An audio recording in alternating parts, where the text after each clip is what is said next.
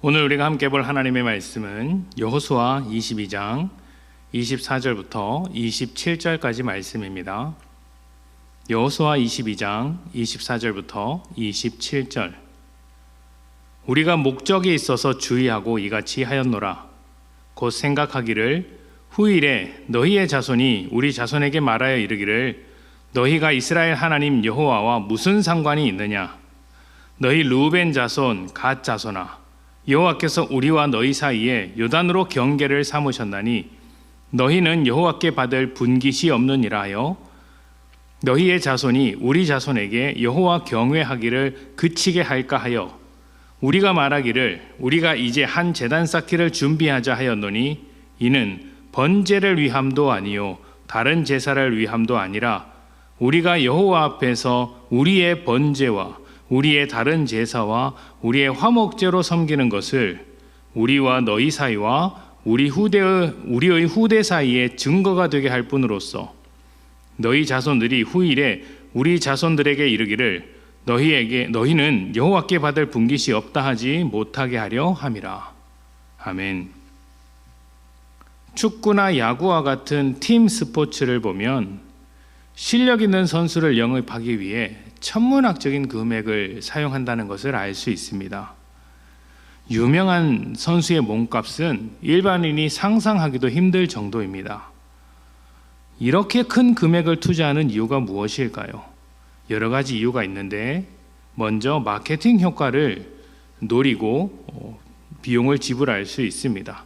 그 선수를 영입할 수만 있다면 마케팅으로 지불한 금액보다 훨씬 더 큰 효과를 볼 수 있기 때문이죠.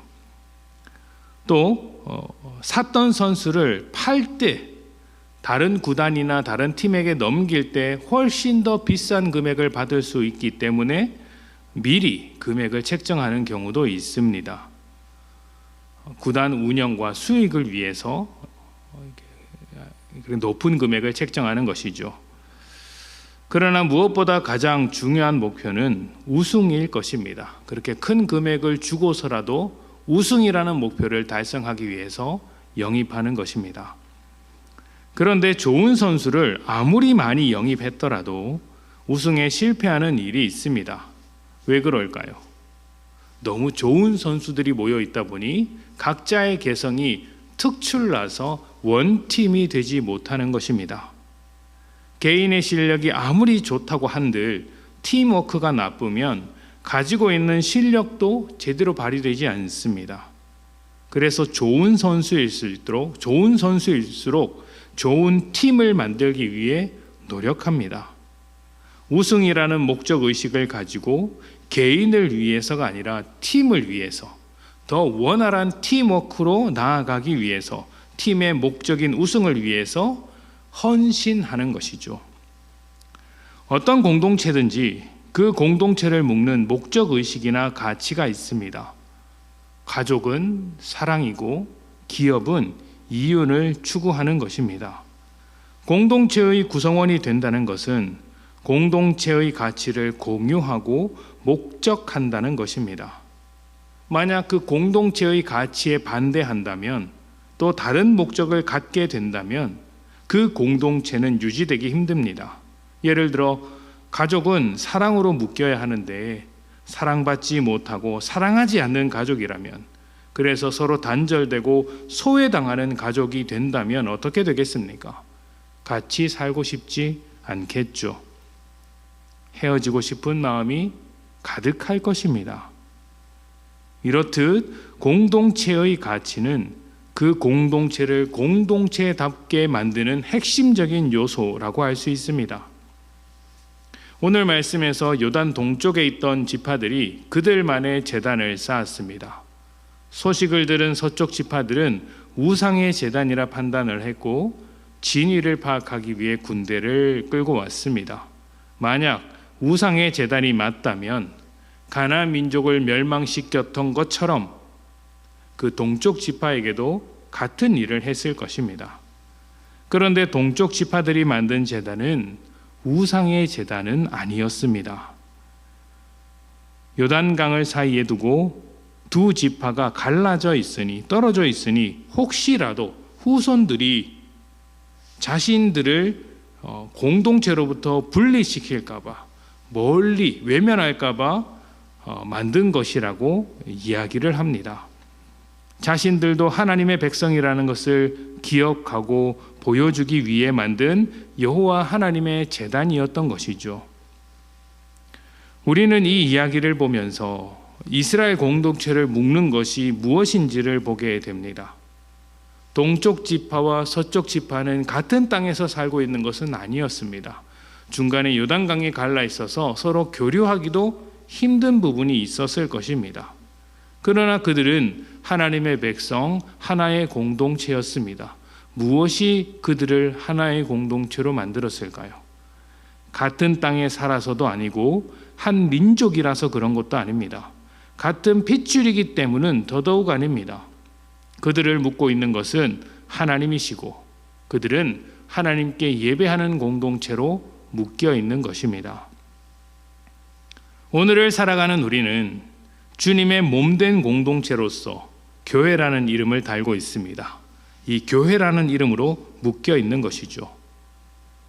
공동체를 갈라놓으려는 것들, 그 요단강과 같은 것들, 교회 사리를 가르고 지나가서 동쪽과 서쪽으로 나누어 놓는 요단강과 같은 것들이 교회 안에 참 많습니다. 배움의 정도, 학벌이 될 수도 있고요. 또 가진 재산이나 직업이 될 수도 있습니다. 개개인의 성격이나 호불호에 따라서 갈라지기도 합니다. 때로는 옳고 그름을 따지는 정의로움이 교회를 분열시키기도 합니다. 정의롭지 말아야 된다는 말이 아닙니다. 정의로워야 합니다. 그러나 그 정의를 이유로 갈라서서는 안 된다는 것이죠. 이런 것들은 동쪽과 서쪽 사이에 놓인 그 중간을 가로지르고 있는 요단강과 같아서 때로는 쉽게 건너지 못할 것 같습니다. 너무 거센 물결이 보이고 큰 차이가 있는 것 같아서 저기로 건너가느니 그냥 내 땅에서 사는 것이 훨씬 낫겠다. 너희는 동쪽에서 살고 있으니까 동쪽에서만 살고 우리는 서쪽에서 살고 있으니 서쪽만 신경 쓰겠다. 이렇게 점점 멀어질 수도 있어. 그러나 기억해야 합니다. 우리를 묶는 것은 서로 비슷해서도 아니고 잘 맞아서도 아닙니다. 하나님께서 우리를 예배하는 공동체로 만드셨기 때문에 묶여 있는 것입니다. 하나님께서 우리를 묶으셨다는 말입니다. 우리가 하나님께 예배하는 삶을 살 때 우리 교회는 예배하는 공동체로서 더욱 연합하게 될 것입니다. 우리 각자가 예배하는 삶을 통해 우리 교회가 예배하는 공동체가 된다는 것이죠. 반대로 우상을 쫓아가면 어떻게 되겠습니까? 각자의 우상을 쫓아가느라 이 공동체는 와해될 것입니다. 자, 그렇다면 여러분, 교회 안에서 갈등이 생기고 있을 때 우리는 무엇을 보아야 합니까? 우리 안에 갈등이 생기고 있다면 어떤 말이겠습니까? 우리 각자가 하나님 앞에 예배하는 삶, 하나님께서 부르신 뜻대로 살아가는 이 삶을 실패하고 있다는 말이 됩니다. 예배자로서의 삶을 살고 있지 않다는 것이죠. 그렇지 않습니까? 하나님께서 우리를 예배하는 공동체로 묶으셨습니다. 서로 성격이 잘 맞아서가 아니라 하나님 안에서 교제하고 예배하고 은혜를 나누라고 잘 맞지 않는 것 같은 사람들을 묶으신 것입니다. 그러니 우리는 예배자의 마음으로 우리 사이에 놓여진 요단강을 건너야 합니다.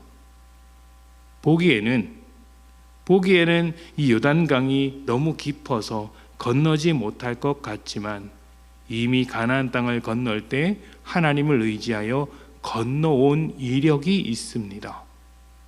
하나님께서 하나님과 우리 사이에 단절되었던 그 죄의 골짜기를 건너게 하셨으니 우리와 우리 사이에 건너지 못할 골짜기는 없는 것이죠.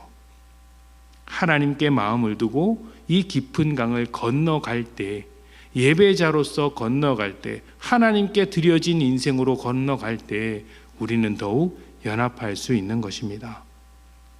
교회를 묶으신 하나님의 뜻을 잘 생각하십시오. 그리고 이 교회를 지켜내기 위해서 또 교회로 부르신 하나님의 뜻을 이루기 위해서 오늘 여러분의 삶이 예배자의 삶이 되시기를 축복합니다. 함께 기도하겠습니다.